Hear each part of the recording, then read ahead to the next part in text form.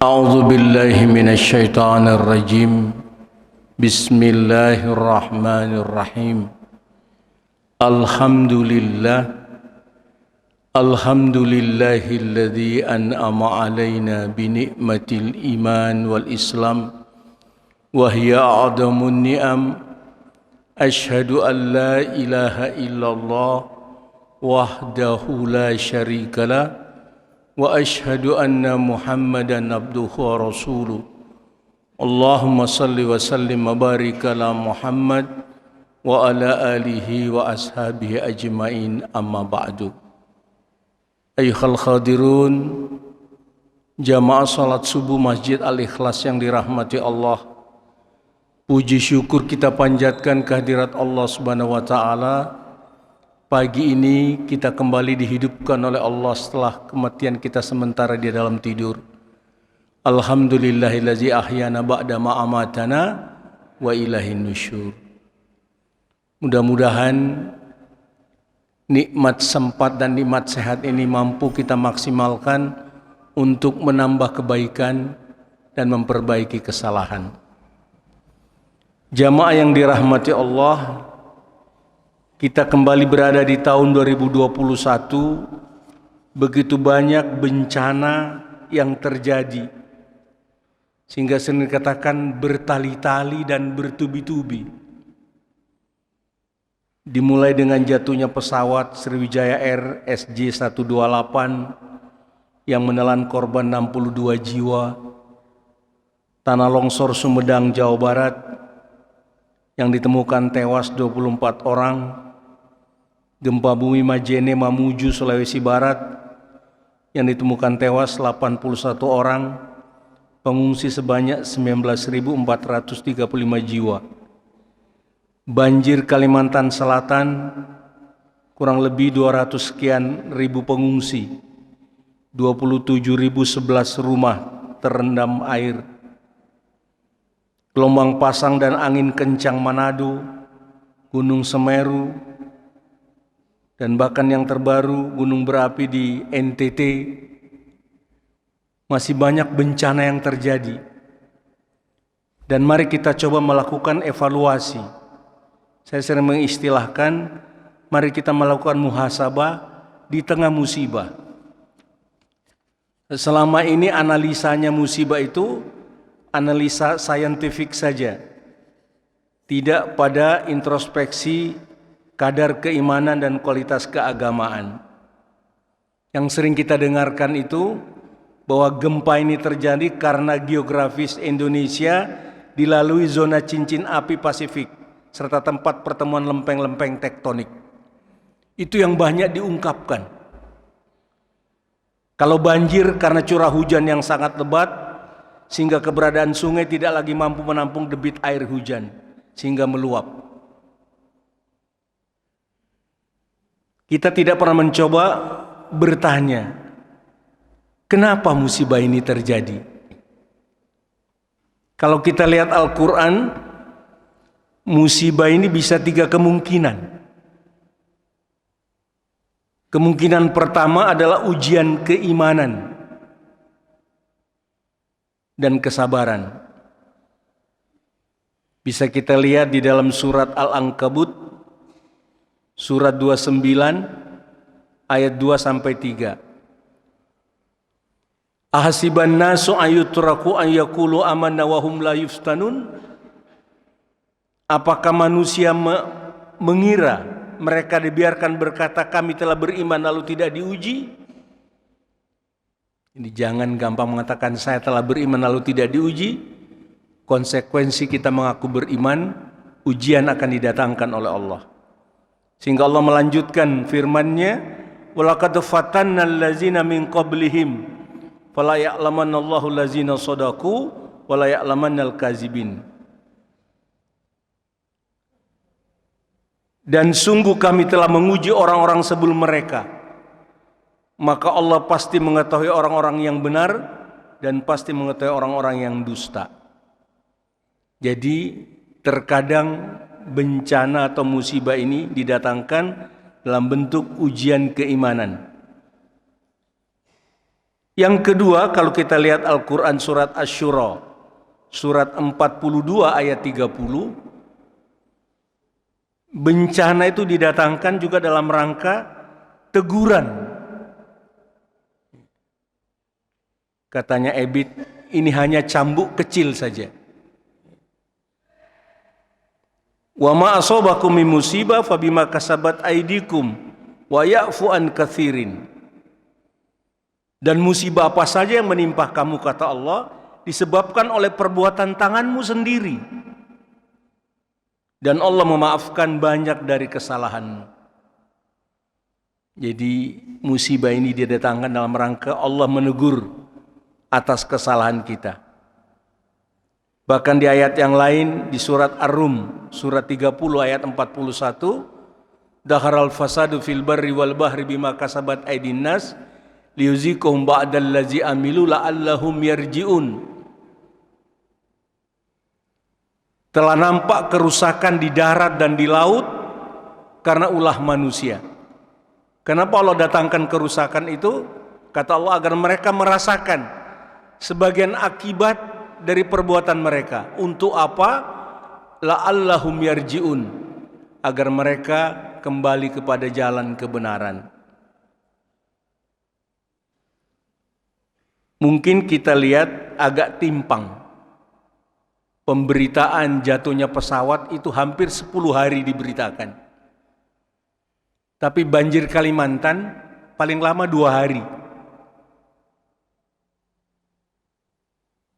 Padahal informasi Walhi, sekarang ini kerusakan tanah per tahun di Indonesia sebanyak 1,47 hektar. 1,47 juta hektar per tahun kerusakan alam ini. Ya, karena yang punya tanaman sawit dan berbagai hal tambang di sana, yang punya media, maka begitulah kondisi yang ada kita lihat. Tidak seimbang. Nah, pertanyaannya, apakah karena kita banyak dosa, Ustadz? Bisa jadi. Kalau kita lihat surat Al-Ankabut ayat 40, jelas datangnya bencana ini adalah sebagai pembalasan akibat dosa yang banyak dilakukan oleh manusia. Fakulan ahazna bizanbihi faminhum man arsalna alaihi hasiba wa minhum man asatus sayhatu wa minhum man hasafna bil arda wa minhum man agraqna wa ma kana Allah lidlimahum walakin kanu anfusahum yadlimun. Bisa dibaca Pak terjemahnya?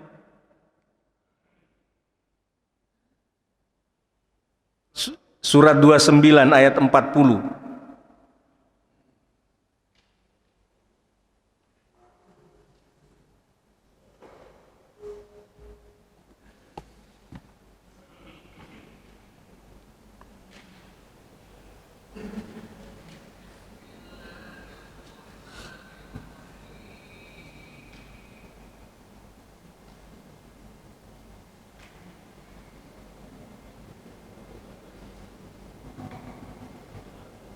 Maka masing-masing mereka itu kami azab karena dosa-dosanya. Di antara mereka ada yang kami timpakan kepadanya hujan batu kerikil, ada yang ditimpa suara keras yang mengumur, ada yang kami benamkan ke dalam bumi, dan ada pula yang kami tenggelamkan. Allah sama sekali tidak hendak menzalimi mereka, akan tetapi mereka lah yang menzalimi diri mereka sendiri. Kira-kira tadi ayat itu azab dunia atau akhirat, Pak? Dunia. Jadi Allah mengingatkan kita, maka masing-masing mereka itu kami azab karena dosanya.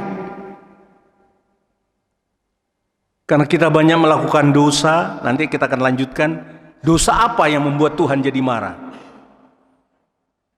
Karena dosa kita yang terlalu banyak ini, kata Allah, di antara mereka ada yang kami timpakan kepadanya hujan batu kerikil, erupsi lahar panas, gunung meletus. Di antara mereka ada yang kami timpakan suara keras yang mengguntur, suara kilat, suara petir yang mematikan. Di antara mereka ada yang kami benamkan ke dalam bumi, bisa gempa, bisa tanah longsor. Di antara mereka ada yang kami tenggelamkan, bisa banjir, bisa tsunami, bisa gelombang pasang. Allah akhiri ayat ini dengan peringatan, kami tidak hendak menzalimi mereka, tapi mereka lah yang menzalimi diri mereka sendiri. Terlalu banyak kezaliman yang melanda kehidupan ini. Jadi kalau kita lihat dalam sebuah tulisan yang ditulis oleh Mahatma Gandhi, ada 7 dosa sosial yang membuat negara itu menjadi hancur. Apa kata Mahatma Gandhi? Yang pertama, politik tanpa prinsip. Mari kita lihat perpolitikan di negeri ini. Tidak lagi mendahulukan kepentingan rakyat secara umum, tapi hanya kepentingan pribadi dan uang demi kekuasaan. Sehingga yang muncul adalah NPWP, nomor piro, wani piro, transaksional. Jadi ketika ada kampanye di Madura itu, menyampaikan visi dan misi, salah satu peserta berteriak, "Tidak penting visi misi, saya penting pese." Ngerti Pak? Yang kedua, apa dosa sosial yang banyak melanda kehidupan kita saat ini? Kekayaan tanpa kerja. Saya pinjam istilahnya Mahatma Gandhi, kekayaan tanpa kerja. Banyak orang ingin cari jalan pintas, mencari kekayaan dengan jalan korupsi. Korupsi lobster 16 miliar. Korupsi bansos 5,9 triliun. Korupsi Asabri 2,37 triliun. Belum yang lain. Bayangkan, kapal yang disita, kapal yang terbesar. Mudah-mudahan bisa kembali uang negara. Nah, ini yang kita lihat, kezaliman dalam bentuk dosa sosial. Yang ketiga, ilmu pengetahuan tanpa kemanusiaan, kata Mahatma Gandhi. Banyak ilmuwan atau akademisi berbicara tidak lagi menggunakan hati nurani, hanya berbicara berdasarkan pesanan dan kepentingan penguasa atau rezim. Betul apa betul? Ini kondisi yang sedang kita hadapi. Yang keempat, kenikmatan tanpa nurani. Yang kaya makin kaya, yang miskin makin miskin. Di tengah-tengah pandemi, kesulitan orang bekerja, banyak orang PHK. Di sisi lain, pemberitaan televisi, rumah-rumah artis yang garasinya sampai 4-5 mobil mewah yang dipertontonkan.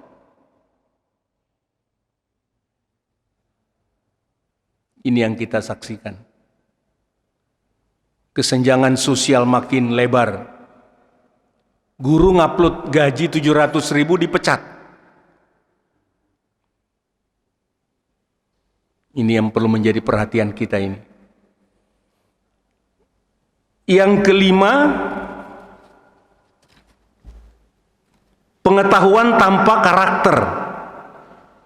Artinya banyak orang yang mengerti hukum tetapi suka memutarbalikkan fakta. Yang benar jadi salah, yang salah dibenarkan.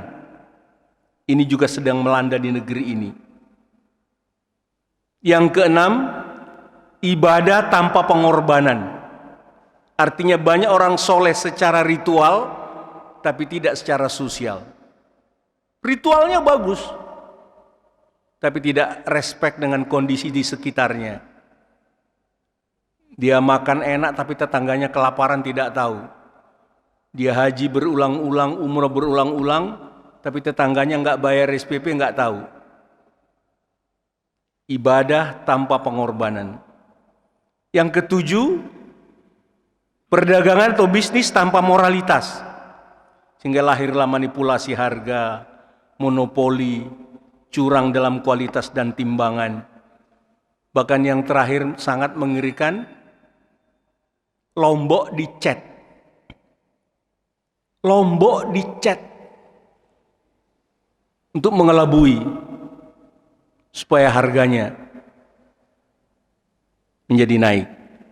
Nah, itulah beberapa dosa sosial. Kalau kita lihat ayat Al-Quran, karena kita tidak mensyukuri nikmat, tidak mensyukuri nikmat.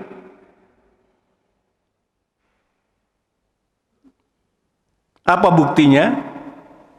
Secara statistik, sumber daya alam kita sangat luar biasa. Tambang emas, nikel, besi, timah.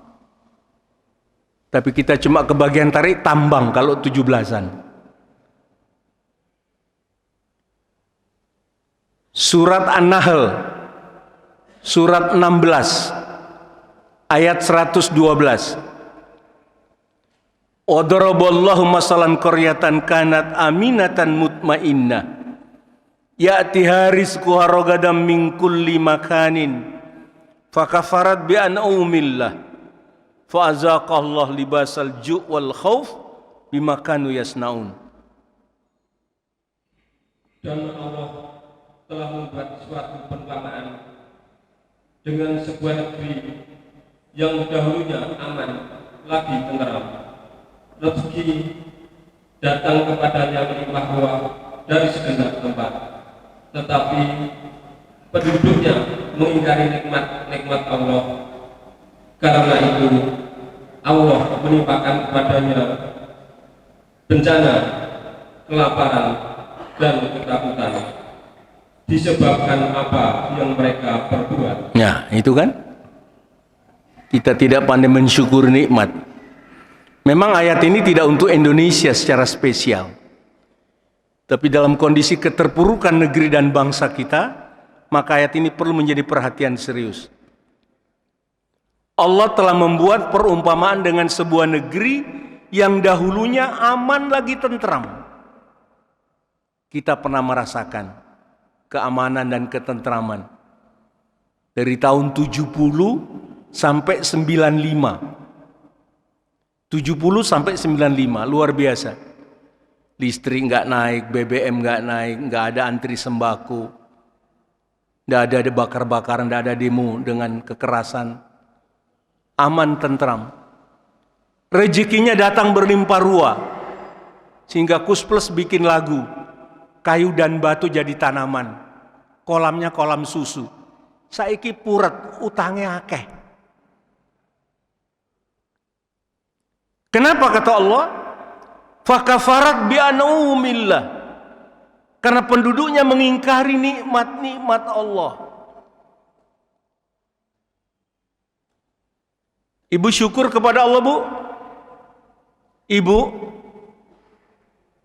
Ibu kalau ditanya syukur kepada Allah?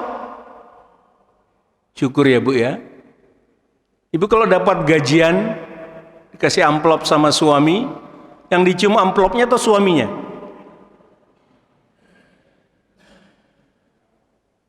Syukur nikmat.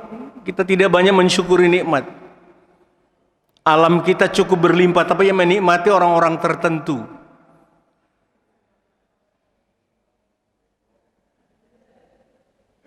Bayangkan kalau kita lihat pemberitaan dan banyak artikel itu, Indonesia dikuasai oleh 9 naga. Kita dapat apa? Karena tidak pandai mensyukuri nikmat, kata Allah, kami datangkan kepadanya pakaian kelaparan. Apa maksudnya pakaian kelaparan? Krisis multidimensi. Dan pakaian ketakutan. Permusuhan, percekcokan, pertengkaran yang tidak selesai-selesai. Apa kata Allah? Itu disebabkan apa yang telah mereka perbuat. Jadi ini sudut pandang Al-Quran, bencana datang karena kita kufur nikmat. Dan Allah memang sudah ancam dalam surat 14 ayat 7 itu. La in syakartum la azidannakum wa la in kafartum inna azabi la syadid. Surat Ibrahim. Dan ingatlah ketika Tuhan memaklumkan, sesungguhnya jika kamu bersyukur, niscaya aku akan menambah nikmat kepadamu. Tetapi jika kamu mengingkari nikmatku, maka pasti azabku sangat berat. Sudah kaya, disuruh bikin bansos, tiap orang dipotong 10.000. Masya Allah, tidak pandai bersyukur. Saya dengar ini Bu Risma mau melelang mobil Rolls Royce daripada mantan menteri sosial. Kita tidak pandai mensyukuri nikmat. Yang kedua, menurut penjelasan Al-Quran, kenapa bencana datang? Karena banyak kezaliman yang terjadi di tengah-tengah kehidupan. Surat Al-Qasas, surat 28 ayat 59. Wa ma kana rabbuka muhlikal qura hatta yab'asa fi ummiha rasula yatlu alaihim ayatina wa ma kunna muhlikil qura illa wa ahluha zalimun. Dan Tuhanmu tidak akan membinasakan negeri-negeri sebelum Dia mengutus seorang rasul di ibu kotanya yang membacakan ayat-ayat Kami kepada mereka, dan tidak pernah pula Kami membinasakan penduduk negeri kecuali penduduknya melakukan kezaliman. Ya. Kezaliman itu lawannya adalah ketidakadilan.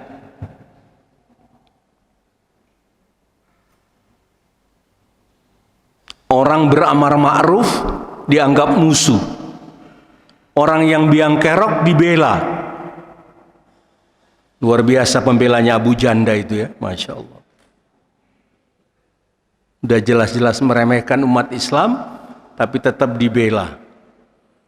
Dan yang membela orang kita sendiri.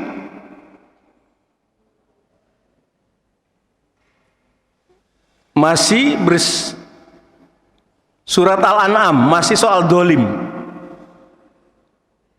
Surat 6 ayat 47.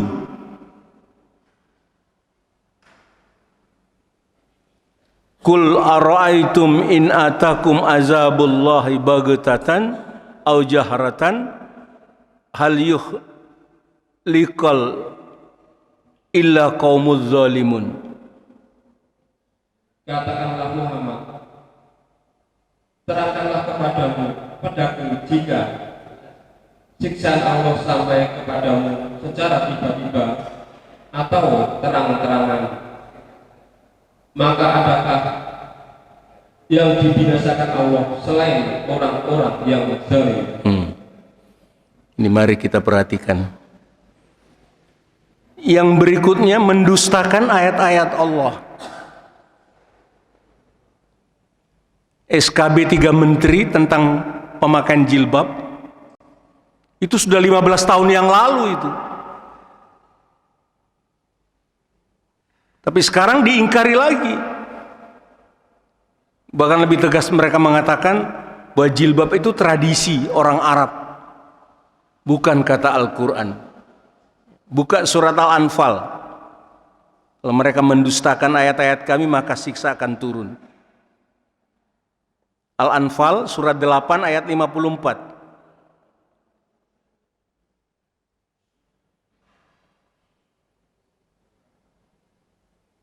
Keadaan mereka serupa dengan keadaan pengikut Fir'aun dan orang-orang yang sebelum mereka.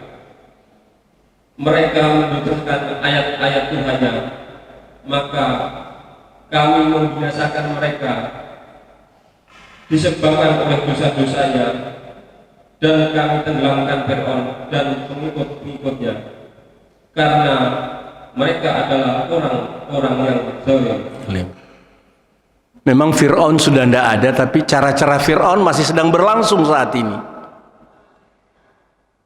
Jadi jangan salahkan kalau Tuhan murka. Satu lagi surat 11 ayat 102. Wa kadzalika ahzu rabbika ila ahzul qura wa hiya zalimatun inna ahzahul alimun syadid. Dan begitulah siksa Tuhanmu apabila Dia menyiksa penduduk negeri-negeri yang membuat zalim. Sungguh siksanya sangat pedih, sangat berat. Ya. Jadi lagi-lagi kezoliman menjadi peringatan. Terakhir yang ketiga, sudah syuruk ya? Belum? Kok lama sekali rasanya? Yang ketiga, kenapa bencana ini bertali-tali dan bertubi-tubi? Banyak pejabat, banyak orang penting melakukan kedurhakaan di dalam negeri. Surat 17 ayat 16. Wa iza aradna an nuhlika qaryatan amarna mutrafiha fafasaku fiha fahaqqal alahal qawlu fadamarnaha tadmira.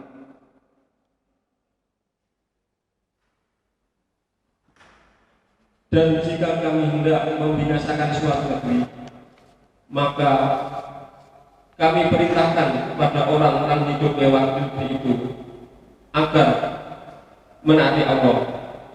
Tetapi bila mereka melakukan kedurhakaan di dalam negeri itu, maka sepantasnya berlakulah terhadap perkataan hukumlah kami. Kemudian kami binasakan sama sekali negeri itu. Ya. Itu kalau di terjemahan Departemen Agama beda lagi tuh, maka lebih keras lagi, maka kami hancurkan negeri itu sehancur-hancurnya. Mari kita lihat kualitas eksekutif, legislatif, yudikatif. Kan kemarin di wawancara televisi, kenapa kok dipecat guru yang mengupload gajinya 700.000? Bukan karena uploadannya, karena kinerjanya katanya kurang baik. Kalau kinerjanya kurang baik, kenapa baru sekarang diingatkan? Di mana kepala sekolah, di mana pengawas? Jangan tiba-tiba seperti itu. Banyak anak durhaka kepada orang tua, suami durhaka kepada istri. Kapan Bapak terakhir cium tangan istri?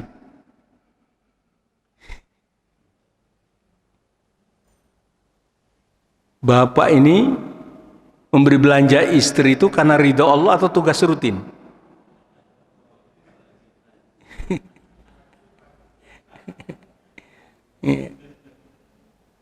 Jadi ini kadang-kadang kita ini melihat semakin banyak orang durhaka kepada istrinya, kepada suaminya, kepada anak-anaknya.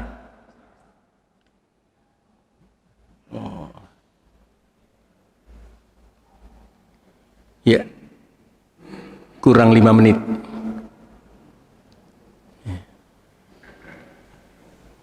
Ustadz itu tidak boleh panjang-panjang, karena jauh dekat sama saja.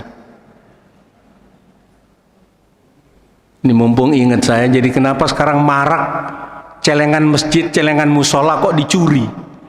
Marak akhir-akhir ini. Karena banyak takmir masjid cuma ngitung celengan, nggak pernah dibagi. Jadi ini penting, ini jadi pelajaran. Beda dengan masjid yang ada di Jogja itu, Masya Allah. Selalu nol saldo kasnya. Semua untuk kepentingan umat. Jadi sebenarnya ini banyak hal yang perlu kita perhatikan. Lalu jalan keluarnya bagaimana Ustadz menghadapi musibah ini? Ya mari kita sabar. Yang pertama harus sabar memang, nggak ada lagi. Yang kedua, meningkatkan kualitas iman dan takwa, karena itu jaminan dari Allah. Surat nomor 7 ayat 96. Walau anna ahlal qura amanu wattaqau la fatahna alaihim barakatim minas samai wal ard. Walakin kazzabu fa aznahum bima kanu yaksibun. Dan sekiranya penduduk negeri beriman dan bertakwa, pasti kami akan melimpahkan kepada mereka berkah dari langit dan bumi. Tetapi ternyata mereka mendustakan ayat-ayat kami, maka kami siksa mereka sesuai dengan apa yang telah mereka kerjakan. Ya mari kita perbaiki, kita evaluasi diri. Yang pejabat kalau diingatkan tidak gampang marah, tidak tipis telinga, ya. Karena tugas ulama itu memang tugasnya amar ma'ruf nahi mungkar. Kalau sudah amar ma'ruf nahi mungkar dianggap musuh, ya akan terjadi kezaliman. Kalau sudah terjadi kezaliman, Tuhan murka. Tuhan murka, bencana datang. Tinggal pilih. Mudah-mudahan sebentar lagi masuk Ramadan, mudah-mudahan kita diberi umur panjang oleh Allah, mampu bertemu dan melaksanakan dengan baik Ramadan itu, lalu kita tingkatkan kualitas iman dan takwa kita. Dengan demikian Allah berjanji akan melimpahkan barokah dari langit dan dari bumi. Dan kita harapkan semua anak negeri, anak bangsa ini mengutamakan persatuan dan kebersamaan. Ini penting kita sekarang ini menyatukan diri, menyatukan saf. Karena memang ada upaya-upaya adu domba di antara kita. Jadi ini sudah mulai saatnya kita menyadari jangan sampai kita terpancing dengan hal-hal yang tidak penting lalu kita bermusuhan. Dengan sengaja dihembuskan di sosmed akhir-akhir ini menjelang Rajab. Ada yang pro kontra. Puasa Rajab itu daif, bahkan maudhu kan gitu. Ya kalau saya yang mau puasa ya puasa sajalah. Yang tidak mau puasa ya silakan tidak puasa. Tidak usah ribut di antara kita dengan hal-hal yang tidak penting. Karena memang sengaja ini upaya-upaya Yahudi dan Nasrani ini merusak persatuan dan kebersamaan kita. Ini saja yang bisa saya sampaikan, mudah-mudahan kita bisa mengevaluasi diri sehingga terjadi perubahan lebih baik di negeri ini. Mudah-mudahan bencana corona segera diangkat oleh Allah Subhanahu wa taala.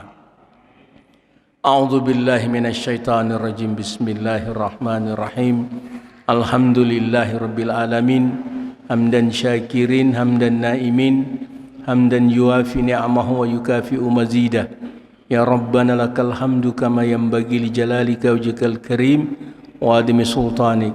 Rabbana zalamna anfusana wa illam taghfir lana wa tarhamna lanakunanna minal khasirin. Rabbana la tuzigh qulubana ba'da iz hadaitana wa hab lana min ladunka rahmatan innaka antal wahhab. Allahumma ya Ghani ya Hamid ya Mubdi'u ya Mu'id ya Rahim ya Wadud aghnina bihalalika an haramika bitatika man siwak. Allahumma antas salam salimna ya Allah minal corona. Allahumma antas salam salimna ya Allah minal corona. Allahumma antas salam salimna ya Allah minal corona. Rabbana atina fid dunya hasanah wa fil akhirati hasanah wa qina azabannar wa dahinal jannata ma'al abrar. Ya Aziz ya Ghaffar ya Sattar ya Rahman ya Rabbal alamin. Subhana rabbika rabbil izzati amma yasifun wa salamun alal mursalin walhamdulillahi rabbil alamin. Wallahu minkum. Wassalamualaikum warahmatullahi wabarakatuh.